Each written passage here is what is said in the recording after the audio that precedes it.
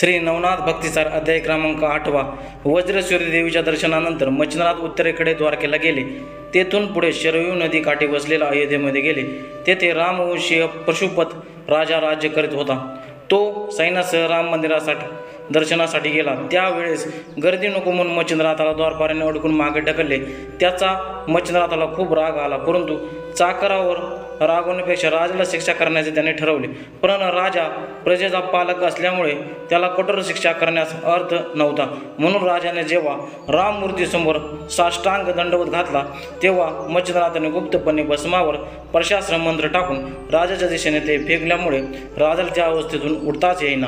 कोणीतरी योगाच्या अपमानामुळे असे घडले असावे असा तर्क लोकांनी करून त्या योग्याचा शोध घेण्यास सुरुवात केली। द्वारपालाने मच्छिंद्रनाथाचे नाव सांगताच सर्व मंत्री शरण आले। त्यांची दया आल्यामुळे मच्छिंद्रनाथाने विवाहास्त्र मंत्र जपून राजाला सोडवले। मच्छिंद्रनाथाला राजाही शरण गेला। त्याच्या दर्शनासाठी त्याला आनंद झाला। त्याने मच्छिंद्रनाथाला सन्मानाने राजवाड्यामध्ये नेऊन त्याचा सत्कार केला। राजाने मच्छिंद्रनाथाची सेवा इतक्या मनोभावे केली की त्याच्यावर मच्छिंद्रनाथ खूप प्रसन्न झाला व तो म्हणाला, राजा तुम्ही काय इच्छा आहे ती मला सांगा, मी पूर्ण करेल। तेव्हा राजा हात जोडून म्हणाला, महाराज मी रामचंद्राच्या वंशातला आहे। मला त्यांचे दर्शन झाले तर मी स्वतःला फार धन्य समजेल। मच्छिंद्रनाथाने राजाचे म्हणणे मान्य करून त्याला सभागृहामध्ये बाहेर मोकळ्या पटांगणामध्ये नेऊन आपले अमयक अस्त्र म्हणून वाताकर्षण अस्त्र काढले। भस्माचे चिमूट मंत्र म्हणून त्याने सूर्यावर फेकले। त्यामुळे रथाचा आधार असे जे वायुचक्र ते उत्कृष्ट झाले व सूर्याचा रथ पृथ्वीवर उतरला। त्याचे तेज इतके दाहक आले की पृथ्वीवर सगळे अग्नी भडकला, सृष्टी जळू लागली। ते पाहून मच्छिंद्रनाथाने जलधास्त्राचा प्रयोग करून तो भयंकर अस्त्र अग्निशांत केला।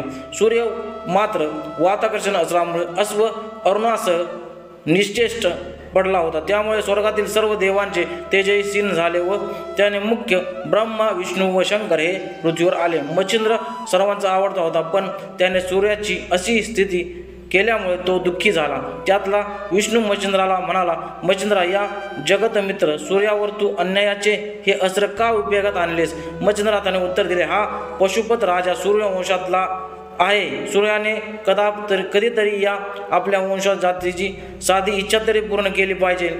मग तुझी काय इच्छा आहे? मच्छिंद्रनाथ म्हणाले, पशुपत राजाला सूर्याने नित्य सहाय्य केले पाहिजे। रामदर्शन करण्याची त्यांची इच्छा आहे ती सूर्याने पूर्ण केली पाहिजे आणि माझ्या शाबरी विद्येत आपण स्वतः नाम मंत्राचा स्थायी राहून सिद्धी दिली पाहिजे। विष्णू म्हणाला, तुझे हे काम करण्याचे सूर्य मान्य करेल, तू त्याला आधी सावध कर। मच्छिंद्रनाथ म्हणाला, कृपा करून आधी या राजाला रामप्रभूचे दर्शन घडवा, मगच सूर्याला सोडीन। त्याचे बोलणे झाले न झाले तोच स्वतः रामचंद्र व लक्ष्मण प्रकट झाले। त्याचे दर्शन होताच भगवान शंकराला अत्यंत आनंद झाला। पशुपत राजालाही खूप आनंद झाला। मच्छिंद्रनाथाने रामचरणी मस्तक ठेवले, तोच रामाने त्याला उघडून आलिंगन दिले। मच्छिंद्रनाथ रामाला म्हणाला, रामचंद्र तुझे नाम घेता नामांत श्रेष्ठ आहे। तुला माझी अशी विनंती आहे की मी रचलेल्या शाबरी विद्येतील मंत्राला नेहमी तुझे सहाय्य मिळावे आणि जर तशी इच्छा नसेल तर कोदंड सजा करावे व माझ्याशी युद्धाला यावे। मच्छिंद्रनाथाला वीरसिंहयुक्त बोलण्याने राम सुखावला। दत्तात्रेयाने तुला सर्व विद्या दिल्या, सर्व देव तुझ्या मंत्रावर पाठीशी आहेत। तुझ्या मंत्राला माझे नाव येताच मी सर्व शक्तीसह तुझ्या सहाय्याला येईल। आपण दोघेही विष्णूचेच अवतार आहोत म्हणून एकच आहोत। माझ्या वंशजाला माझे दर्शन घडवले, खरंच तू धन्य आहेत। आता तरी सूर्याला सावध कर।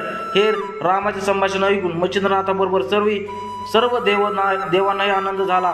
मच्छिंद्रनाथाने लगेच वाताकर्षण मंत्र आवरून घेतले व सूर्याला बंधमुक्त झाला।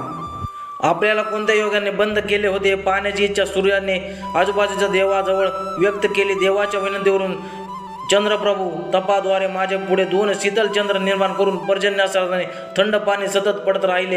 ही योजना करून मच्छिंद्रनाथ सूर्याला भेटला। मच्छिंद्रनाथ म्हणजे कवी नारायण कलियुगात ईश्वरी कार्य करीत असल्याने विष्णूने सांगितल्यावरून सूर्याने त्याला वरदान देऊन शाबरी विद्येला सहाय्य करण्याचे वचन दिले। अरुण, सूर्य, सर्व देव, राम, लक्ष्मण हे सर्व स्वस्थानी गेल्यानंतर मच्छिंद्रनाथाने राजाला बरोबर घेऊन मंदिरात रामाची पूजा केली। अयोध्येच्या पशुपत राजाचा निरोप घेतल्यानंतर ते वंग देशामध्ये गेला। या अध्यायाच्या पठणाने देशांतरीचा मित्र भेटीस येईल।